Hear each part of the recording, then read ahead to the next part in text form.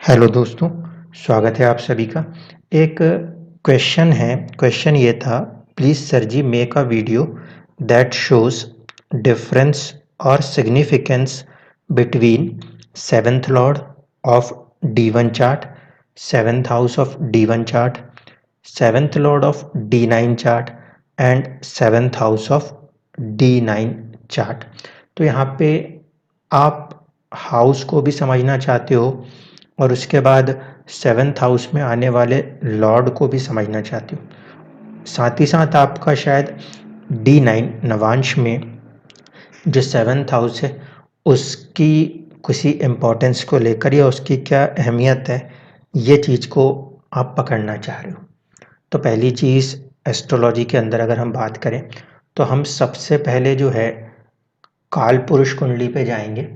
और काल पुरुष कुंडली पे इसलिए जाएंगे क्योंकि नेचुरल ज़ोडिएक जो है वो काल पुरुष कुंडली है। वहाँ पे जाते वक्त भी पहली सलाह होगी, आप सिर्फ हाउसेस पे फिक्स रहना, किसी राशि पे मत जाना, किसी कारकत्व पे मत जाना, सिर्फ हाउस पे फिक्स रहना। हाउस वही रहेगा। फिर हम बात करेंगे कारकत्व। किसी भी लगन की कुंडली में हाउस और कारक हमेशा फिक्स रहेंगे। लगन चेंज होता रहेगा और लगन जैसे जैसे चेंज होगा वैसे वैसे आपके अलग अलग हाउसेस में आने वाले जो भी राशियां हैं उनमें चेंजेस देखने को मिलेगा। तो मैंने इसीलिए सिर्फ एक नंबर से एक कुंडली को क्रिएट किया है जिससे आपको सीधे समझ में आ जाए कि ये आपका जो सेवेंथ जहाँ पे लिखा है वही आपके लिए सेवेंथ हाउस है। बेसिकली सेवेंथ हाउस सिर्फ एक शब्द में अगर बोल दिया जाए तो ये बाहर की दुनिया है, यानी कि वो सारी चीजें जो आप अपने घर से बाहर करते हुए नजर आते हो वो सेवेंथ हाउस है। इसीलिए इसको दूसरे रूप में हम कहते हैं साझेदारी। ठीक है, कुछ लोग इसको जय भाव यानी कि अपने पार्टनर का हाउस भी देखते हैं। आखिरकार मैरिज भी एक तरह से पार्टनरशिप है। ठीक है, और अगर किसी कुंडली में किसी इंसान की मैरिज नहीं भी हुई है तो भी सेवेंथ हाउस तब भी वर्क करेगा। इसीलिए जो बहुत ही सही और क्लियर टर्म होगा वो होगा साझेदारी, पार्टनरशिप। आपका इंटरेक्शन बाहर की दुनिया से कैसा है ये सेवेंथ हाउस बताएगा। ठीक है, पहली कंडीशन। सिर्फ हाउस के तौर पे बात कर रहे हैं तो आप जब अपने लगन कुंडली में सेवेंथ हाउस को देखेंगे तो हाउस के ऊपर आने वाले किसी भी तरह के प्रभाव, राशियों को भूल जाइए, बाकी सब कुछ भूल जाइए। हाउस के ऊपर आने वाले किसी भी तरह के प्रभाव उस पर्टिकुलर हाउस के अंदर हम क्या कैसा महसूस करेंगे इसे बताएंगे। ठीक है, इस कुंडली के अंदर अगर हम मान लें शनि यहाँ बैठे हुए हैं, उनकी 10वीं दृष्टि जो है वो सेवेंथ हाउस के ऊपर आ जाती है। तो ऐसे कंडीशन में हम देखेंगे कि जो हमारा पार्टनरशिप का हाउस है वहाँ पर एक नैसर्गिक एक नैसर्गिक अशुभ ग्रह नैसर्गिक अशुभ ग्रह की दृष्टि है। इसका मतलब कि मुझे साझेदारी करते समय कहीं ना कहीं किसी ना किसी रूप में कुछ चुनौतियों का सामना नेचुरली करना पड़ेगा। ठीक है, इसको इस तरीके से रीड कर सकते हैं। सेवेंथ हाउस के ऊपर जैसे भी प्रभाव है वैसे वैसे आपको अपने पार्टनरशिप्स सबसे बड़ा वर्ड है। ये बिजनेस में भी हो सकती है या आपके दोस्तों के साथ भी हो सकती है, जहां पर जब कभी भी मिलजुल कर कोई एक काम करना होता है उसे पार्टनरशिप कहते हैं। आप लोग अगर रेंट पे रह रहे हैं, दो चार लोग एक साथ मिलके रह रहे हैं तो वो भी सेवेंथ हाउस से ही देखा जा सकता है। जो चुनौतियां आपको उस समय वहां पे आएंगी वैसे ही चुनौतियां आपको अपने मैरिज लाइफ के अंदर भी महसूस होती है। ठीक है, तो अगर किसी की मैरिज हुई है, किसी की मैरिज नहीं हुई है, कोई फर्क नहीं पड़ता। पार्टनरशिप्स पे जो प्रभाव है, आपका दूसरों के साथ मिलके जब साथ में काम करना हो तो 7th हाउस होता है, वरना सिर्फ दोस्ती निभानी है वो एंटरटेनमेंट का काम 11th हाउस करता है। ठीक, पहली चीज बिल्कुल क्लियर हो गई। लगन कुंडली का 7th हाउस और 7th हाउस के ऊपर पड़ने वाले जितने भी एस्पेक्ट हैं, शुभ या अशुभ, वो आपके दूसरों के साथ साझेदारी में कैसा इम्पैक्ट करते हैं वो बताते हैं। ये हुई पहली चीज। दूसरी बात, जब हम बात करेंगे कारक की, तो इर्रिस्पेक्ट ऑफ मेल है या फीमेल है, इर्रिस्पेक्ट ऑफ मेल है या फीमेल है, जो 7th हाउस के लिए कारक माने जाएंगे, 7th हाउस के लिए कारक माने जाएंगे, वो होंगे शुक्र। ठीक है, चार्ट किसी का भी हो, उस कंडीशन में 7th हाउस के कारक होंगे वो होंगे शुक्र। शुक्र क्यों होंगे?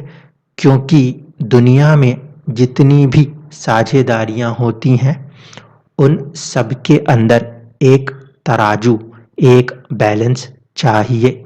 साझेदारी अगर एक तरफ झुक रही होगी तो साझेदारियों में प्रेशर आ जाएगा। इसीलिए 7 नंबर की राशि तराजू, और वो तराजू शुक्र अपने साथ लेकर चल रहे हैं। बैलेंस रखने की जो कैपेसिटी है वो वीनस का डोमेन है।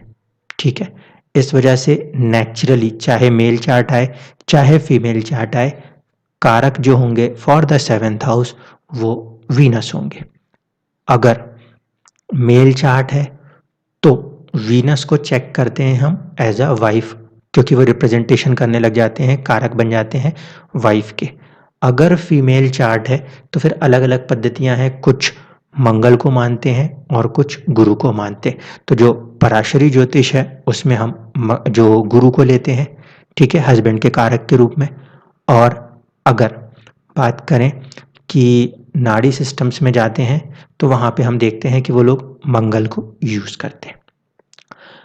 जो कारक है वाइफ के लिए या हस्बैंड के लिए, जब उसको लेंगे तो इसका मतलब है कि आप मैरिज की तरफ पे चीज़ों को देख रहे हैं। उस समय पार्टनरशिप में उस कारक को नहीं यूज़ करेंगे। पार्टनरशिप आएगी तो कारक जो होगा वो शुक्र होगा, वीनस होगा। ठीक है, पहली चीज़ यहाँ तक क्लियर हुई। अब सेम यही हाल आपके नवांशा में है। नवांश कुंडली को स्पेसिफिकली आपके मैरिज के साथ जोड़ के देखा जाता है। ठीक है, तो आपकी जो भी साझेदारी है, साझेदारी में सबसे लंबी चलने वाली अगर कोई साझेदारी उस समय पर, जिस समय पर हम लोगों ने इन शास्त्रों को डेवलप किया था, उस समय में माना था, तो वो था आपका विवाह। ठीक है, आज के कंटेक्स्ट में तो चीज़ें बहुत ज़्यादा चैलेंजिंग हो जाती है कि कुछ लोग आपस में रिलेशंस में हैं, मैरिज में नहीं उतर रहे फिर भी रिलेशंस में। तो पहले के टाइम में वो चीज़ नहीं थी तो उसका एक अलग फॉर्मेशन था। आजकल उसमें जब हम फॉर्मेशन चेक करते हैं तो कुछ चुनौतियाँ आती हैं कि सर मेरी शादी तो नहीं हुई, लेकिन हमारा फिर भी फंक्शन हो गया, उसके बाद अगले दिन डिक्री हो गया और कोर्ट ने उसको ब्रेक कर दिया। अब ये समझना मुश्किल है कि इसकी शादी हो गई कि नहीं हुई। साथ में नहीं रहे हैं, मैरिज फिर भी बोल रहे हैं हुई है, किसी तरह का सेरेमनी हुई है और फिर चले गए। तो आज के कंटेक्स्ट में जब हम चीज़ों को देख रहे हैं तो इसीलिए बोल रहा हूँ कि बहुत सारी चीज़ों को ऐसा देखना पड़ता है और बहुत अजीबोगरीब केसेस हाथ में आने लगते हैं कि शादी हुई भी है और नहीं भी हुई। अब उसको क्या माने कि 7th हाउस ने वर्क कर दिया है कि नहीं कर दिया, फिर ये सोचने की नौबत आ जाती है। इसीलिए पार्टनरशिप्स, मैरिज, सब कुछ 7th हाउस से लेके चलना है, पहली चीज़। जब हम नवांश में जाएंगे तो नवांश में भी अगर शादी नहीं भी हुई है तो भी नवांश कुंडली अपने आप में सबसे बड़ी कुंडली है, क्योंकि वो आपको आपके जितने भी रिजल्ट्स हैं, फ्रूट्स हैं, वो नज़र दिखाने के लिए मानी जाती है। इस कारण से अगर किसी इंसान की शादी हुई है, शादी नहीं हुई है, कोई फर्क नहीं पड़ता, नवांशा फिर भी काम करेगा। ठीक है, वो एक डिविजनल चार्ट है। हाँ, अगर मैरिज हुई है तो उस केस में नवांश कुंडली को बिना छेड़े जो लगन मिला है वो लगन वहीं रखना है और उसको रख के फिर आप चीज़ों को रीड करेंगे तो आपको नवांश कुंडली के अंदर से आपके मैरिज लाइफ के बारे में समझ में आएगा। मैं एक चार्ट के ऊपर लगाऊंगा दूसरे सॉफ्टवेयर में ले जाके। तो ये वाली बात आपको समझ में आ गई। जो 7th हाउस है वो बेसिकली रिप्रेजेंट करते हैं पार्टनरशिप्स को, चाहे आपको किसी के साथ रूम शेयर करना हो रहा हो, आप किसी के साथ टीम प्रोजेक्ट्स वर्क्स में काम कर रहे हो अपने ऑफिस में, वो सब कुछ 7th हाउस है। और नवांशा में भी जब मैरिज को नहीं हटा के देख रहे हैं तब उसको अलग अलग तरीके से घुमा फिरा के देखा जा सकता है, लेकिन जब स्पेसिफिकली सवाल सिर्फ मैरिज पर हो जाए तो नवांशा को नहीं छेड़ना, जैसा है वैसे का वैसे ही रीड करेंगे। पहली चीज ये हो गई हाउसेस को लेकर साझेदारी। अब दूसरी बात, राशियां उसमें क्या आएंगी ये तो निर्धारित होगा लगन पे राशि क्या आती है। जब आपका लगन फिक्स हो जाता है तो उसके बाद तो सारी राशियां क्रम से आने लगती हैं। लगन के फिक्स होने में सबसे बड़ी एक अलग ही कहानी है। जैसे मेष लगन है, मेष लगन में जब हम देखते हैं तो यहाँ पे फर्स्ट हाउस लॉर्ड मंगल जो है वो उच्च के होते हैं 10th हाउस में। इसका मतलब है कि अगर इंसान को पहले घर में एक नंबर की राशि मिली है, लगन वाले भाव में एक नंबर की राशि मिली है, तो उसके अंदर एक अलग पोटेंशियल है अपने स्टेटस को डेवलप करने की अपने दम पर।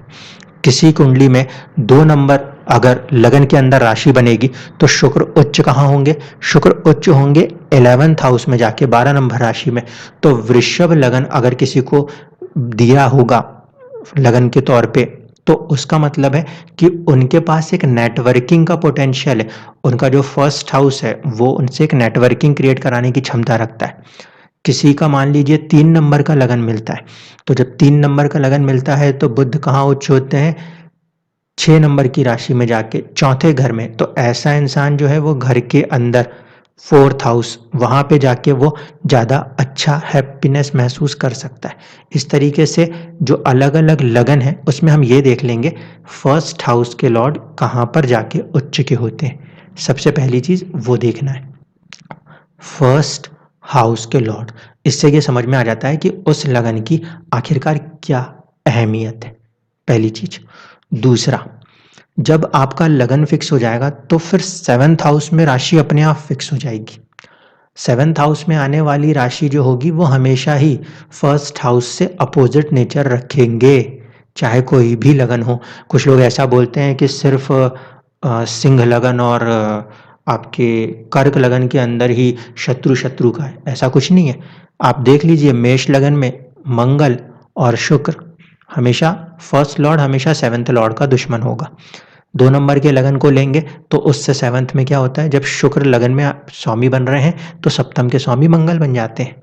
3 नंबर में जब बुध आएंगे तो फिर आपको 7वें घर में गुरु मिलेंगे। 4 नंबर और 5 नंबर में दोनों में शनि मिलेंगे। 6 नंबर फिर बुध बनेंगे तो फिर गुरु बनेंगे। और जब गुरु लगन में आएंगे 9 नंबर या 12 नंबर तो बुध वहां पे आपका पार्टनर का रोल निभाएगा। इसीलिए ये जो सीक्वेंस है एक दूसरे के अपोजिट एनर्जी, ये तो कांस्टेंट है, इसमें कोई चेंज नहीं होता। ठीक है, ये सिर्फ इतना बताता है कि लगन में अगर किसी के पास एक एनर्जी है तो उसके पार्टनर के पास उसकी एक सेकंड एनर्जी होगी। मैं यहाँ पे फिर से बोल रहा हूँ, ये पार्टनर टर्म यूज कर रहा हूँ, नॉट वाइफ और हस्बैंड। किसी भी पार्टनरशिप के अंदर आपके पास जो एनर्जी है उसके मैच करने वाली दूसरी एनर्जी दूसरे के पास है, तब जाके दोनों के दोनों एक दूसरे को कॉम्प्लीमेंट कर सकते हैं। एक गाड़ी में एक स्कूटर में आगे और पीछे के जो पहिए हैं, इन दोनों के बीच का जो बैलेंस है वो इस बात पर है कि आगे की स्पीड और पीछे की स्पीड में दोनों पहियों को एक साथ चीज़ों को मेंटेन रखना है।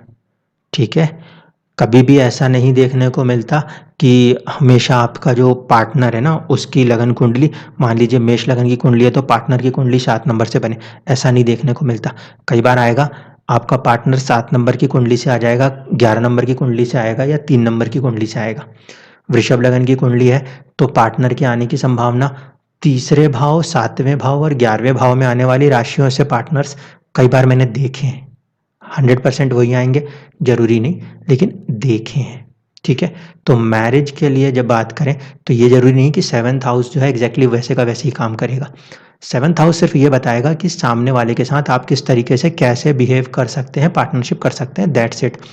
उसमें आने वाली राशि और उनके स्वामियों के नेचर के हिसाब से आपके अपने पार्टनर्स को लेकर चीजें डिसाइड होंगी। जैसे कि वृषभ लगन होता है, 2 नंबर का लगन होता है, वहाँ पे 7वें घर में 8 नंबर की राशि आती है। जैसे ग्रहों के पास डायरेक्शनल स्ट्रेंथ होती है, दिशा बल होता है, वैसे राशियों में भी पर्टिकुलर पोजीशन में दिशा बल होता है। क्योंकि 7वां घर पाताल लोक माना जाएगा, तो 8 नंबर जितने भी कीट पतंग वाली राशि है, वो नीचे जमीन के नीचे रहते हैं, पाताल लोक की तरफ रहते हैं। इस वजह से वृषभ लगन में जो 7th हाउस होता है, वहाँ पे 8 नंबर की राशि आने के कारण वो राशि और ज़्यादा बलवान हो जाती है, जिसके वजह से 7th हाउस ज़्यादा बल हासिल करता है। इसीलिए मैंने बोला था, जब वृषभ लगन आता है, वहाँ पर शुक्र जो है वो 11th हाउस में जाके उच्च होते हैं, दोस्ती और नेटवर्किंग के साइड पे, जब वहाँ पे राशि 7th हाउस में सपोर्ट कर रही होती है तब। ये चीज़ ध्यान रखना होता है। तो इस तरीके से चीज़ों को देखना है, चाहे अब आप इस लॉजिक को लगन में लगाओ, नवांश में लगाओ। जितने भी डिविजनल चार्ट्स हैं, वो निकलते हैं लगन कुंडली से, इसीलिए हर एक डिविजनल चार्ट में जो फर्स्ट हाउस होता है, दैट इज लग्न ऑफ दैट डिविजनल चार्ट, वो इम्पॉर्टेंट है। ये देखना होता है कि वो लगन आपके ओरिजिनल लगन कुंडली में किस पर्टिकुलर हाउस से गया है, ठीक है। उसके हिसाब से आपको अपने बिहेवियर को वहाँ पे रखना होता है। इतनी चीज़ आई होप कि आप जो क्वेश्चन था उसको लेकर क्लियर हुआ हो। जितने भी डिविजनल चार्ट्स हैं उसको बिल्कुल वैसे ही रीड किया जाता है जैसे एक लगन कुंडली को रीड करते हैं। 7th हाउस के अंदर मालिक अगर शुक्र है तो इसका मतलब है कि पार्टनरशिप के अंदर बैलेंस चाहिए। आप क्योंकि मंगल की एनर्जी हो, तेजी से दौड़े जा रहे हो, वो पार्टनर पीछे छूट जाएगा। बैलेंस चाहिए।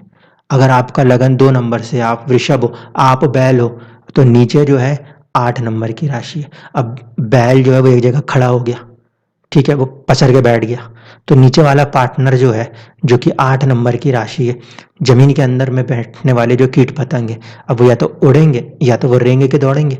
तो ऐसे कंडीशन में जो वो बैठा हुआ है, उसका पार्टनर उसको धक्का मार रहा है, उठा रहा है कि चलो करना है, कुछ करना है।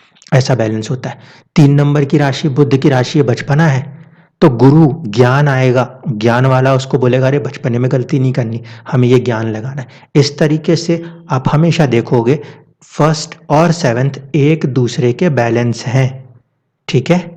इस बात को ध्यान रख के आप जो भी राशियां हैं उन राशि के तत्व को लगा देना, जो उनके स्वामी हैं उनके स्वामी के तत्वों को उस हिसाब से लगा देना, क्योंकि बहुत ही क्लियर इंडिकेशन है 1 एंड 7 में जो भी राशियां बनती हैं वो हमेशा एक दूसरे के पूरक बराबर होती हैं। अब चलते हैं एक कुंडली के अंदर, और वहाँ पे मैरिज वाला जो आप लोगों का बेसिकली रहता है कि 7th हाउस में लोग क्वेश्चन करते हैं, तो वो मैरिज को लेके करते हैं। तो इसको देखते हैं। देखिए, ये एक लगन कुंडली है, ये एक जातिका की कुंडली है। यहाँ पे अगर हम बात करें तो इसमें सबसे पहले हम 7th हाउस को रीड करने की कोशिश करते हैं। इस 7th हाउस के ऊपर कितना पाप प्रभाव है, कितना शुभ प्रभाव है, इसको देखना है। केंद्रीय आधार पे बात करें तो किसी भी घर के अंदर, किसी भी घर के अंदर सबसे ज़्यादा प्रभाव उस घर से 10 घर आगे जो भी ग्रह बैठा है उसका होता है। यहाँ पे अगर मुझे 7th हाउस को रीड करना है तो मैं सबसे पहले 7th को छोड़ूंगा, इससे 10 घर आगे जाऊंगा और यहाँ पे देखूंगा 4th हाउस। 4th हाउस में जब कोई ग्रह बैठा है, मन के ऊपर प्रभाव कर रहा है, फैमिली के ऊपर प्रभाव कर रहा है, इस वजह से वो ग्रह कहीं ना कहीं मैरिज लाइफ के ऊपर प्रभाव करेगा। इस वजह से जब यहाँ पे मंगल बैठे हुए हैं तो मांगलिक फॉर्मेशन कहेंगे, क्योंकि मन का भाव है, मंगल वहाँ बैठे हैं। मंगल में एनर्जी है, पैशन है, एग्रेशन है, एंगर है, तो ये सारी चीज़ें जो है इंसान के मन में रहेगा, वो कहीं ना कहीं किसी ना किसी रूप में उसके मैरिज लाइफ को इम्पैक्ट कर सकता है। वो अपने पार्टनर से ज़्यादा पैशन की मांग कर सकता है, अपने ज़्यादा एंगर एग्रेशन की मांग कर सकता है। क्या बोलना चाहिए कि जो मंगल है, मंगल होता है एक ऐसी ऊर्जा जो सही है, उस चीज़ को सही मानकर उसके लिए हर तरह की लड़ाई लड़ जाने की कैपेसिटी। प्रोटेक्टिव एनर्जी होते हैं मंगल, मार्स। तो ये चीज़ जो है वो इंसान के मन पर है, और यही कुछ चीज़ें वो अपने पार्टनर के साथ देखने की कोशिश कर सकता है, क्योंकि किसी भी भाव से 10वें भाव में बैठा हुआ ग्रह केंद्रीय प्रभाव से उस भाव जो भी भाव है उसको ज़्यादा इम्पैक्ट करता है। फिर हम बात करें यहाँ पे जो 7th हाउस है उसमें सबसे ज़्यादा शुभ ग्रह जो माने जाते हैं वो गुरु आकर बैठे हुए हैं। लेकिन एक बात फिर है कि गुरु जहाँ बैठेंगे इतना बल है गुरु में, इतना बल है गुरु में, ग्रेविटी है, इतना स्ट्रेंथ है, इतना फोर्स है, इतना पोटेंशियल है कि वो उस पर्टिकुलर हाउस पे एक वजन रख देते हैं। इसीलिए यहाँ पे किसी भी तरह के साझेदारी, यहाँ पे किसी भी तरह की साझेदारी, even in the marriage also, आपके ऊपर जिम्मेदारियां बढ़ी हुई हैं। क्योंकि गुरु क्या है? गुरु मतलब एक जिम्मेदार है, एक ऐसी चीज जिस पे पूरी दुनिया भरोसा कर रही है, जिससे लोग उम्मीद करते हैं कि ये हमें जाके बचाएंगे। तो वो गुरु अपने आप में एक भार है। इसलिए जब गुरु जैसा ग्रह 7वें में बैठा है तो किसी भी तरह की जिम्मेदारी में आप देखना, आप मैरिज में हो नहीं हो, आप जब भी दूसरों के साथ जुड़ोगे आप महसूस करोगे आपके ऊपर सबसे ज़्यादा जिम्मेदारी खड़ी हो रही है। ये दूसरी कंडीशन होती है। इसी तरीके से यहाँ पे कुछ लोग बोलते हैं केतु में दृष्टि है, नहीं है, सिर नहीं है तो दृष्टि नहीं है। मैं तो ये मानता हूँ कि मैग्नेट्स के पोल हैं, साउथ पोल की भी एनर्जी है, नॉर्थ पोल की भी एनर्जी। तो यहाँ पे कहीं न कहीं केतु जो हैं वो भी अपनी दृष्टि बनाएँगे, तो साझेदारी में कई बार चुनौतियों का सामना हो सकता है, या फिर केतु की जो ऊर्जा है वो ये बता रही है कि आपको अपनी जो महत्वाकांक्षाएँ हैं उनको लिमिट करना होगा। जो हम कहते आए हैं कि केतु का काम है चीज़ों को बारीकी की तरफ लेकर आना, राहु का काम है चीज़ों को फैलाना, बढ़ाना, तो उसी तरीके से जो केतु हैं उनका काम है चीज़ों को सीमित करना। तो हम यहाँ पे 7th हाउस को ऐसे रीड करेंगे, ठीक है? अब कुछ लोगों का ये सवाल हो सकता है कि सर जो मैरिज पार्टनर है, मतलब वो लोग ऐसे बोलते हैं ना कि कैसे दिखेंगी वाइफ, कैसे दिखेंगे हस्बैंड एंड ऑल, तो उसके लिए हम क्या करते हैं, उसके लिए हम लोग यूज़ करते हैं अरुधा लगन को, ठीक है? बेसिकली जो अरुधा लगन और ये सारे कंसेप्ट्स हैं, ये जेमिनी एस्ट्रोलॉजीज़ में बहुत ज़्यादा इसका इम्पोर्टेंट रोल है। लेकिन भरत पराशर होरा शास्त्र में भी अरुधा को एक अहमियत ये दी गई है कि आप अपने अरुधा से ये देख सकते हो कि दुनिया आपको किस नज़र से देखेगी। ये ज़रूरी नहीं कि आप वो हो, लेकिन दुनिया को आप वैसे दिखाई देने लगोगे, ठीक है? क्लियर कट बात। यहाँ पे देख लीजिए इनका अरुधा लगन जो है वो 9 नंबर की राशि में आता है और उसके सामने की राशि जो है वो 3 नंबर है।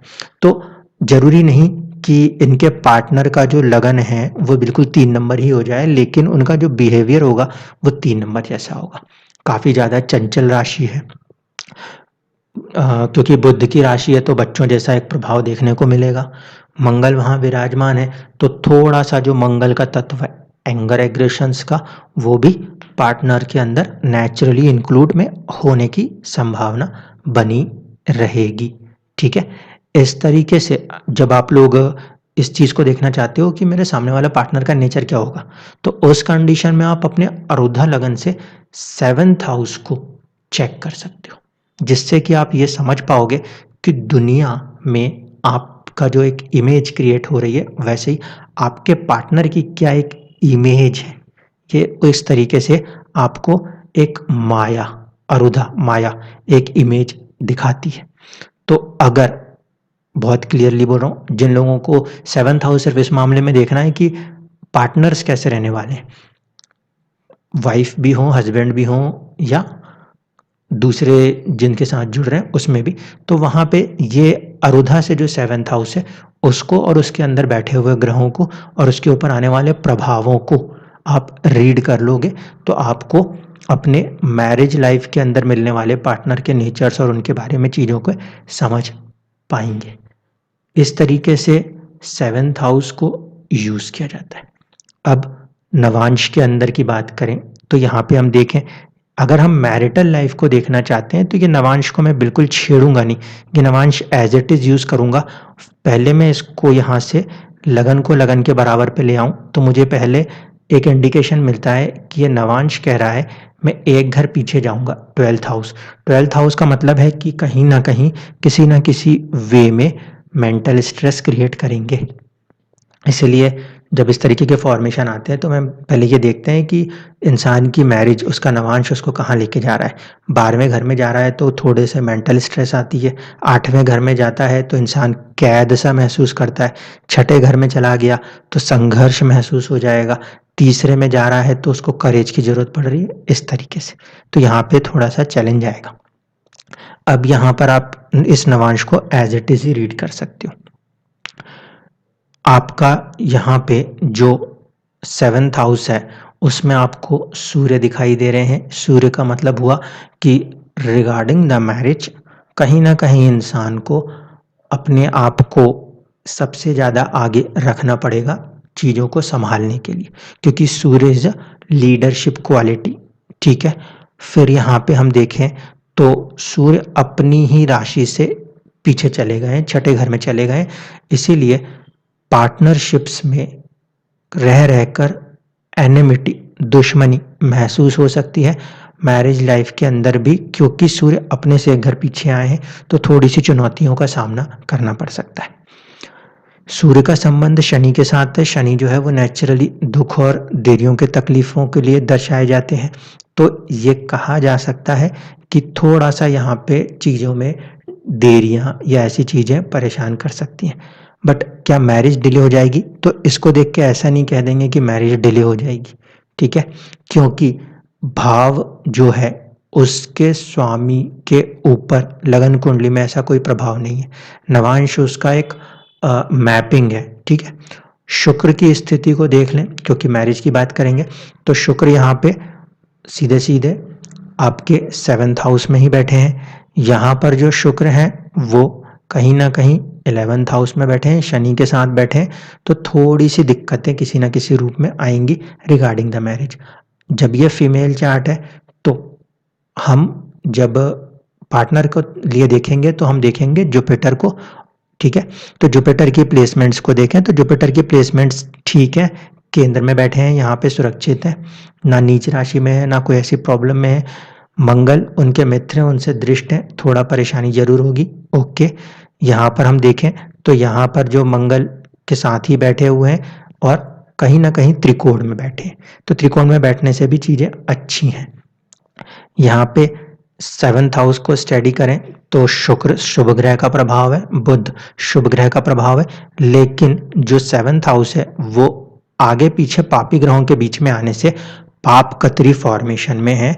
इसीलिए हम यहाँ पे ऐसे कहेंगे कि मैरिज लाइफ में किसी न किसी रूप में खुलकर जो एक हैप्पीनेस होनी चाहिए, वो उसमें थोड़ी-सी चुनौतियों का सामना करना पड़ सकता है। तो इस तरीके से आप नवांश की कुंडली को इंडिपेंडेंटली रीड करेंगे अगर मैरिज लाइफ के लिए करना है, और बाकी कई सारी चीज़ों में नवांश को रीड करना होता है तो उस फॉर्मेशन को अलग तरीके से रीड करते हैं। तो मुझे उम्मीद है कि जो आपका सवाल था 7th हाउस और 7th हाउस के लॉर्ड, उसको लेकर यहाँ पे 7th हाउस के लॉर्ड जो हैं वो हैं बुध, ठीक है? यानी कि पार्टनरशिप में जो है वो कहीं न कहीं एक बुध